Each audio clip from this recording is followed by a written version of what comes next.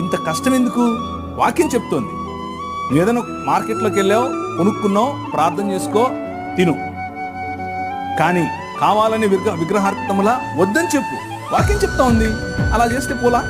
దానికి ఇంత దాన్ని ఏమంటారు, థియోలాజికల్ ఇది చేయాలా? ఇప్పుడు ప్రార్థన చేసుకుని మనం ఒక శివాలయంలోకి వెళ్ళి వారి భక్తి శివాలయం, వారు భక్తితో శివాలయంలో ఉంటారు, శివుణ్ణి పూజిస్తారు.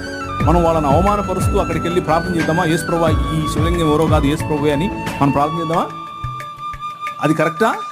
అది వారిని అవమానించినట్లు, మన విశ్వాసాన్ని మనం చాటనట్లు. అలా చేయకూడదు.